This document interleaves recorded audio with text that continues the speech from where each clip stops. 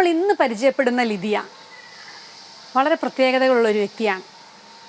പരിശീലകയും പ്രസംഗകയും എഴുത്തുകാരിയും അതിലെല്ലാം ഉപരി അധ്യാപികയുമായ ഒരു വ്യക്തിയെയാണ്. മാധ്യമരംഗത്ത് വളരെ സജീവമായി നിറഞ്ഞു നിൽക്കുന്ന ഡോക്ടർ കൊച്ചുറാണി ജോസഫാണ് ഇന്നത്തെ ലിദിയുടെ എപ്പിസോഡിൽ അതിഥിയായി എത്തുന്നത്. കൊച്ചുറാണി ചേച്ചിയുടെ വീട്ടിലേക്ക് നിങ്ങൾക്കെല്ലാവർക്കും സ്വാഗതം.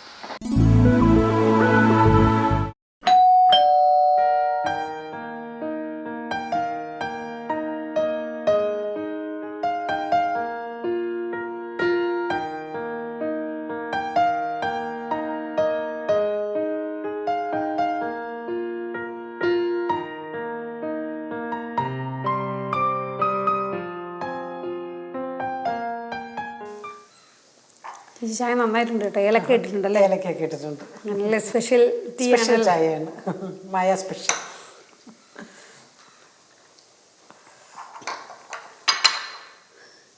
ചേച്ചി, ഞാൻ ഇന്ന് വന്നിരിക്കുന്നത് ഒരു പ്രത്യേക ഉദ്ദേശത്തോടു കൂടിയാണ്. എന്താണോ? ഷഖൈന ചാനലിൽ നിന്നാണ് വന്നിരിക്കുന്നത്. നമ്മുടെ ഒരു പ്രധാനപ്പെട്ട ഒരു പ്രോഗ്രാമാണ് ലിദിയ എന്നൊരു പ്രോഗ്രാം. ചേച്ചിക്ക് അറിയാമായിരിക്കുമല്ലോ ലിദിയ എന്ന് പറയുന്ന അപ്പസ്തല പ്രവർത്തികളിൽ വായിക്കുന്ന പൗലോസ് അപ്പസ്തോലന്റെ പ്രസംഗം കേട്ട് മാനസാന്തരപ്പെട്ട, മാത്രമല്ല അവരുടെ സുവിശേഷ വേളയിൽ ഒത്തിരി സഹായം, ആദിമ ക്രൈസ്തവ സഭയുടെ വളർച്ചയിൽ ഒത്തിരി സഹായം ചെയ്ത ഒരു സ്ത്രീയാണ്. അപ്പോൾ തീർച്ചയായിട്ടും അങ്ങനെ സഹായം ചെയ്യുന്ന ഒരു വ്യക്തിയാണല്ലോ എൻ്റെ മുമ്പിൽ ഇരിക്കുന്നത്. ഓക്കെ, തീർച്ചയായിട്ടും. അപ്പൊ എന്തൊക്കെ ഉദ്ദേശങ്ങളുണ്ടെന്ന് ചേച്ചിക്ക് ഇപ്പൊ തന്നെ മനസ്സിലായി കാണും.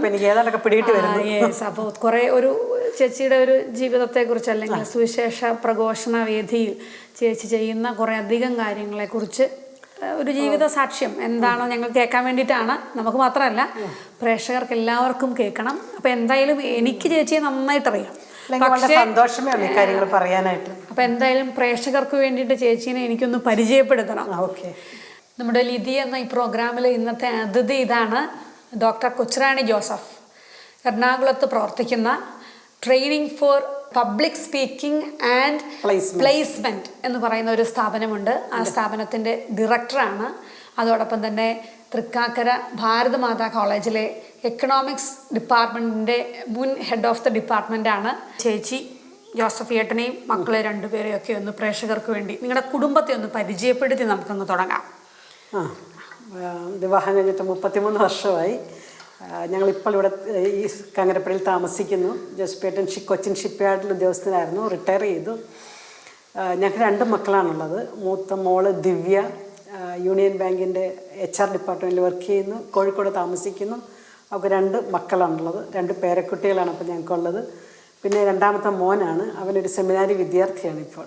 അപ്പം ഒരു ആൺകുട്ടിയും ഒരു പെൺകുട്ടിയും ഒരാളെ കർത്താവിന് ഇപ്പോഴേ തന്നെ കൊടുത്തു കഴിഞ്ഞു, മറ്റേ ആളെ കർത്താവിന് കൊടുത്തില്ല. നല്ല കേട്ടോ ഞാൻ പറഞ്ഞു വരുന്നത്. അല്ല, ഓരോരുത്തരെയും പിള്ളേരെ അവരുടെ വിളി അനുസരിച്ച് നമ്മൾ വളർത്തുക, വിളി അനുസരിച്ച് വിടുക എന്നുള്ളതാണ്. അവൾക്കൊരു കുടുംബജീവിതത്തിലേക്കുള്ള വിളിയാണ് നമ്മൾ തിരിച്ചറിഞ്ഞ് അങ്ങനെ അവളെ അതിലേക്ക് വിട്ടു. മോൻ കുഞ്ഞുനാൾ മുതലേ വൈദികനാകണം എന്നുള്ളൊരു ആഗ്രഹത്തോടെ ജീവിച്ചൊരു കൊച്ചാണ്.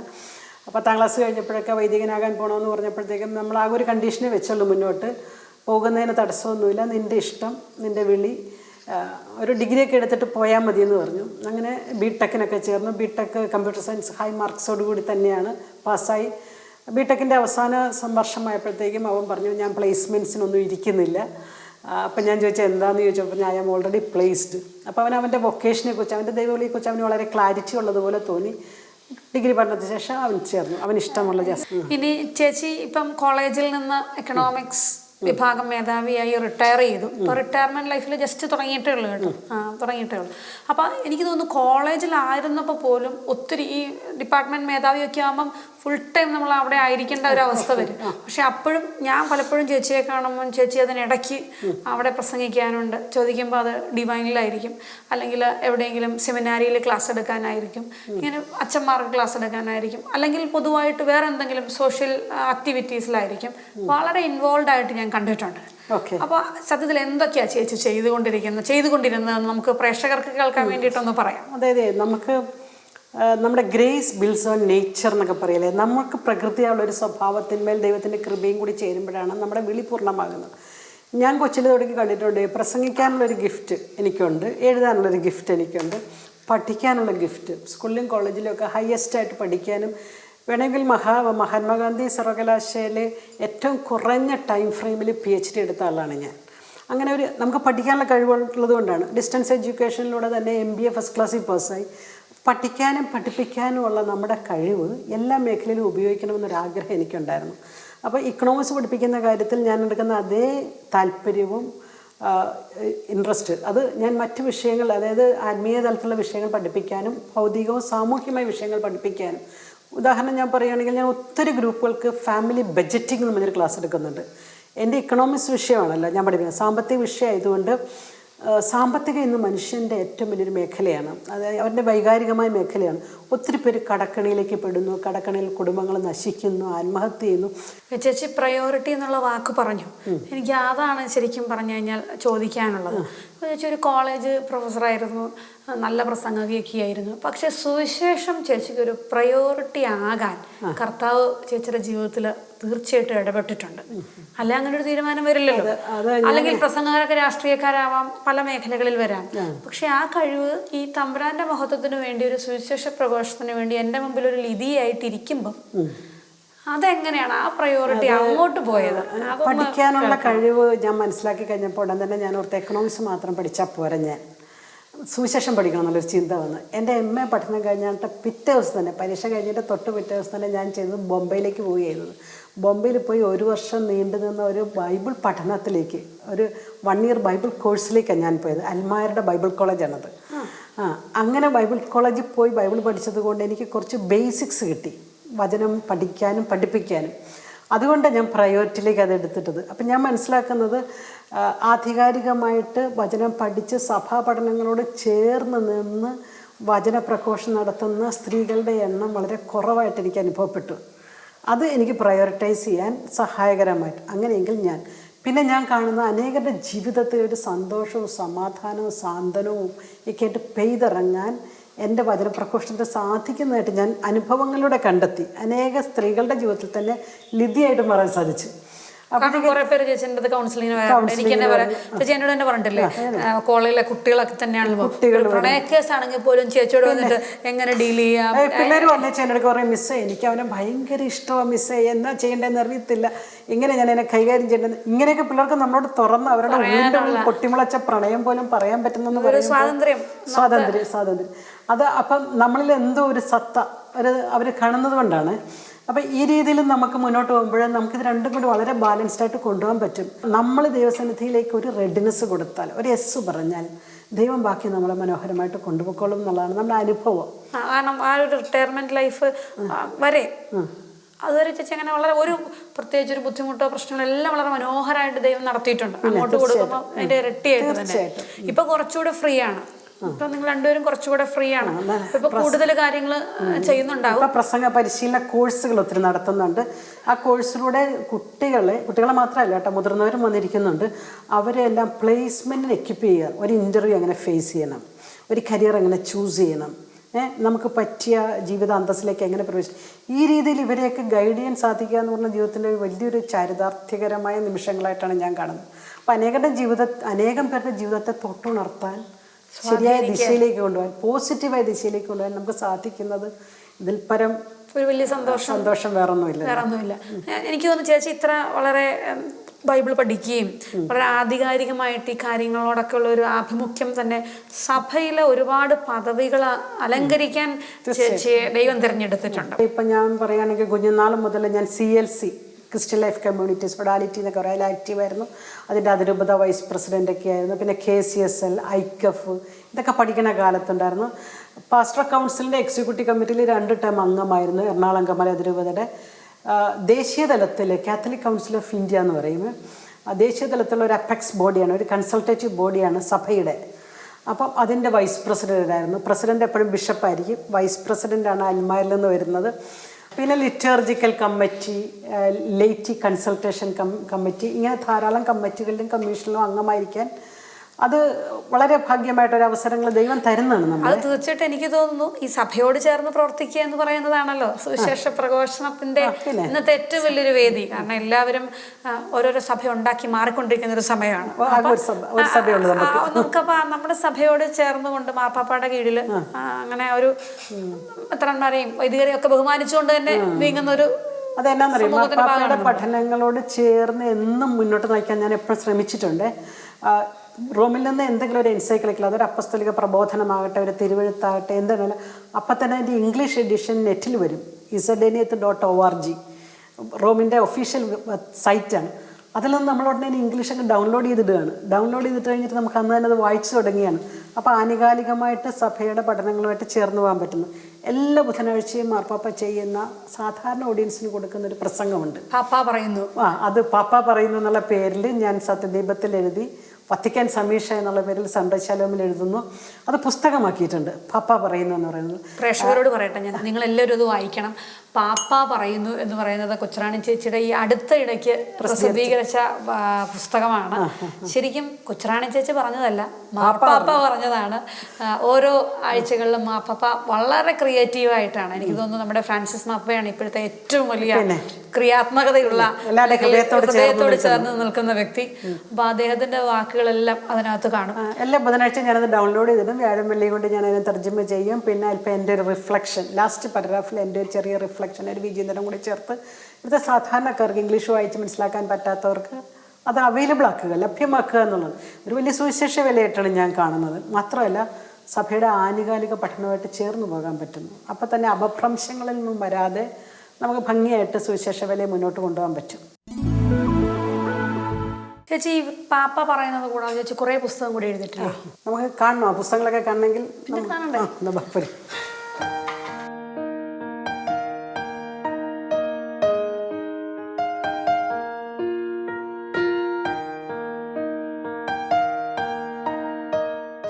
ഇതൊത്തിരി പേർക്ക് ഇതാണ് പാപ്പ പറയുന്നു. ഫ്രാൻസിസ് പാപ്പയുടെ വലിയ പ്രസംഗത്തിന്റെ പടമൊക്കെ തന്നെ ഫ്രണ്ടിൽ ഇട്ടിട്ടുണ്ട് അല്ലേ?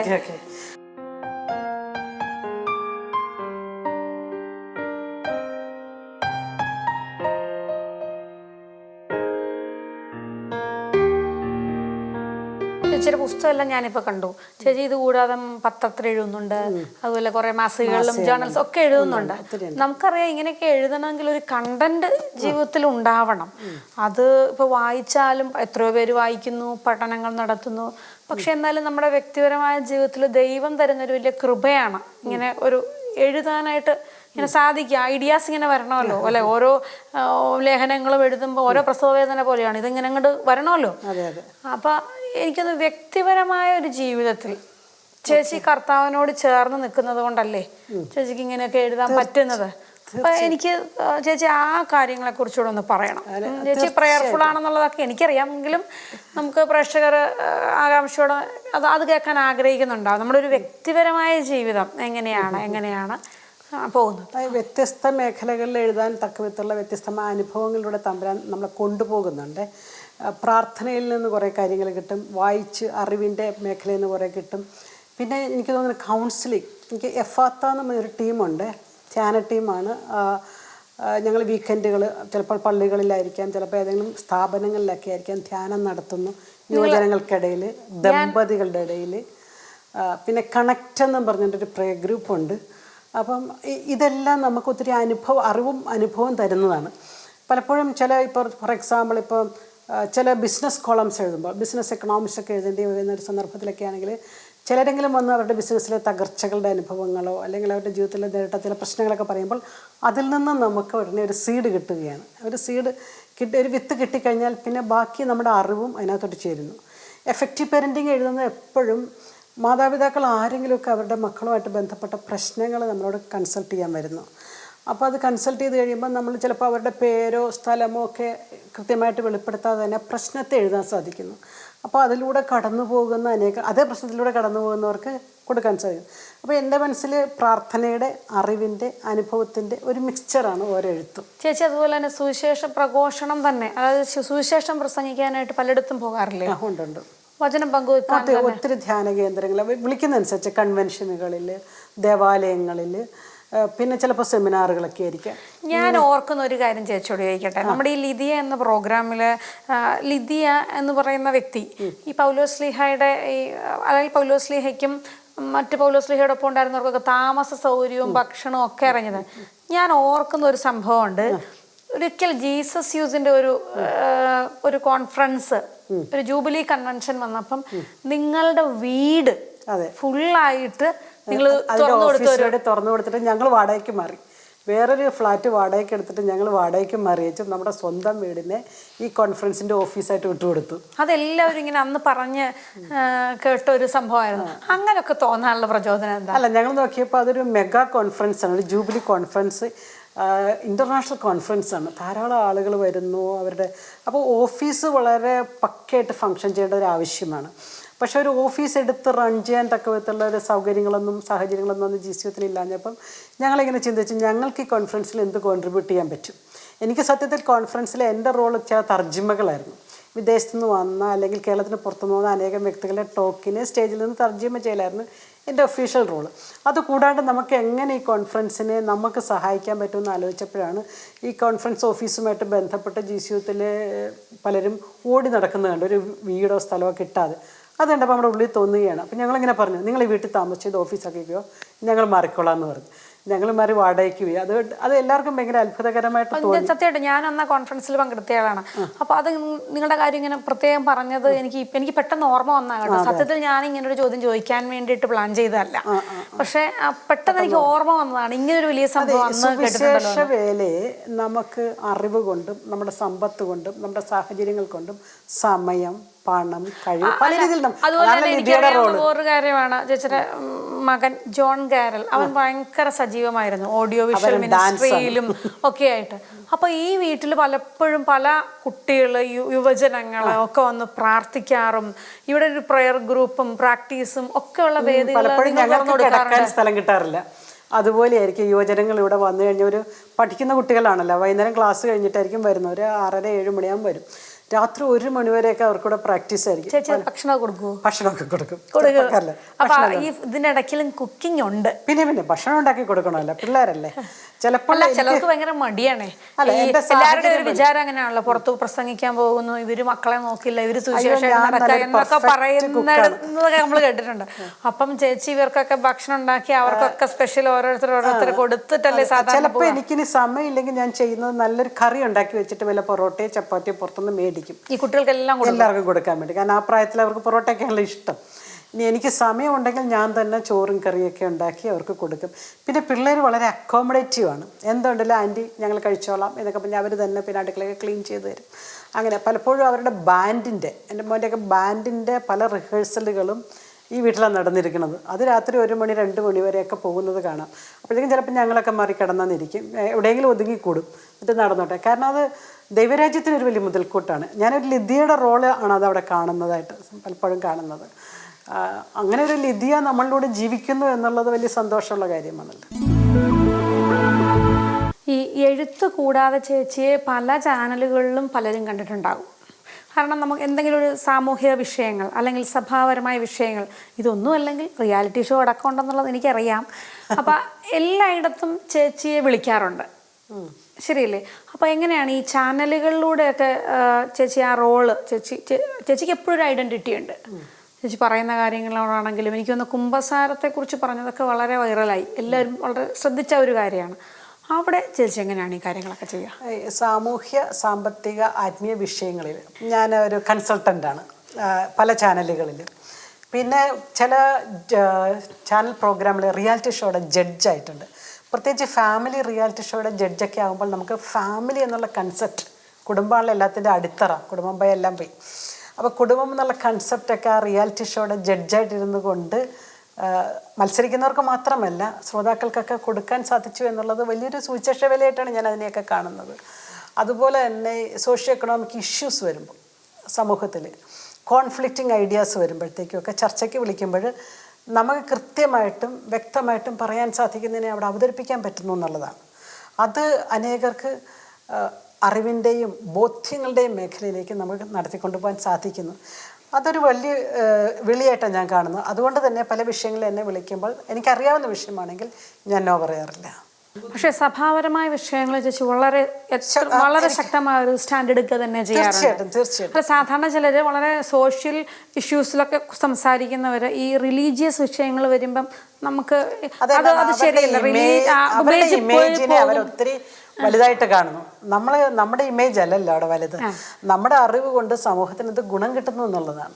അപ്പൊ രണ്ട് കാര്യങ്ങൾ ഒരുപോലെ കൈകാര്യം ചെയ്യുന്നത് ഒരു വലിയ അത്ഭുതമാണ്. സാധാരണ കാരണം നമുക്കറിയാം ഈ സോഷ്യൽ ഇഷ്യൂസ് കൈകാര്യം ചെയ്യുന്നവരാരും തന്നെ റിലീജിയസ് വിഷയങ്ങളിലേക്ക് അങ്ങനെ പോകത്തില്ല. കാരണം അവരുടെ ഒരു ഇമേജ് പ്രശ്നം. പക്ഷെ ഈ കാര്യത്തിൽ ചേച്ചി വളരെ സ്ട്രോങ് ആയിട്ട് നിലകൊള്ളുന്നത് കാണാറുണ്ട്. നമ്മുടെ ഇമേജ് അല്ല നമ്മുടെ ലക്ഷ്യം. സമൂഹത്തിന് നമ്മുടെ ജീവിതം കൊണ്ട് എന്ത് ഗുണം കിട്ടുന്നു, അതാണ് വളരെ ഇമ്പോർട്ടൻ്റ് ആയിട്ടുള്ള വിഷയം. ചേച്ചി ഈ ഷക്കീന ടെലിവിഷൻ്റെ ലിദിയ എന്ന പ്രോഗ്രാമിൽ ഒത്തിരി വിശേഷങ്ങൾ പറഞ്ഞു. നമ്മളത് വലിയൊരു ഒഫീഷ്യൽ ഇന്റർവ്യൂ പോലെ ഒന്നും അല്ല, സൗഹൃദ സംഭാഷണം ആയിരുന്നു എന്ന് എനിക്കറിയാം. പക്ഷെ എന്നാലും അതിനകത്ത് ഒരുപാട് ഔദ്യോഗികപരമായ ഒരു രീതിയിലും ഇതിനെ കാണണം. അപ്പം അതുകൊണ്ട് തന്നെ പ്രേക്ഷകരെ ആഗ്രഹിക്കുന്നുണ്ടാവും. എന്നോട് മാത്രം പറഞ്ഞിട്ട് കാര്യമില്ലല്ലോ, ഞാൻ എപ്പോഴും ചേച്ചിയെ കേൾക്കുന്ന ഒരാളാണ്. പ്രേക്ഷകരോട് ചേച്ചിക്ക് എന്താണ് പറയാനുള്ളത്? എനിക്ക് ലിദിയയുടെ പ്രേക്ഷകരോട് പറയാനുള്ളത്, നമ്മുടെ സമൂഹത്തിൽ അറിവും കഴിവുമുള്ള നിരവധി സ്ത്രീകളുണ്ട്. പക്ഷെ അവരാരും ഇതനുസരിച്ച് മുന്നോട്ട് വരാൻ സ്വയം ഒരു പ്രയോറിറ്റൈസേഷൻ എന്ന് പറഞ്ഞില്ലേ, മുൻഗണനകൾ ക്രമീകരിക്കുന്നില്ല. അവരെപ്പോഴും അവരുടെ വ്യക്തിപരമോ കുടുംബപരമായ പ്രശ്നങ്ങൾക്കകത്ത് ഒതുങ്ങിപ്പോവുകയാണ്. അപ്പോൾ ഒന്നാമത്തെ കാര്യം, സ്ത്രീ സ്വയം എനിക്ക് സമൂഹത്തിന് എന്തെങ്കിലും ചെയ്യണം എന്ന ബോധ്യത്തിലേക്ക് വരിക. രണ്ടാമത്, സ്ത്രീക്ക് സപ്പോർട്ടീവ് സിസ്റ്റം കിട്ടുന്നത് വളരെ ഉപകാരപ്രദമാണ്. ഒരുപക്ഷെ കുടുംബമോ ഭർത്താവോ മക്കളോ ഒക്കെ ഇതുപോലെ സപ്പോർട്ട് ചെയ്യുന്നൊരു സംവിധാനം കൂടി ആ സ്ത്രീക്ക് വേണമെങ്കിൽ സ്ത്രീ തന്നെ ശ്രമിച്ചാൽ ഉണ്ടാക്കിയെടുക്കാവുന്നതേ ഉള്ളൂ.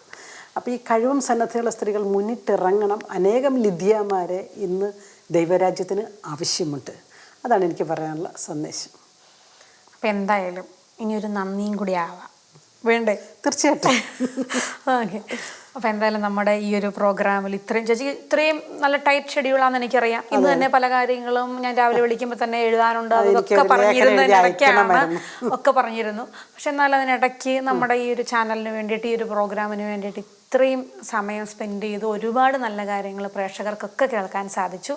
അപ്പോൾ നിങ്ങൾക്ക് എല്ലാവർക്കും വേണ്ടി, ചാനലിന് വേണ്ടി ഞാൻ ചേച്ചിക്ക് ഒരു സ്പെഷ്യൽ താങ്ക്സ് പറയുകയാണ്. Thank you so much. Thank you.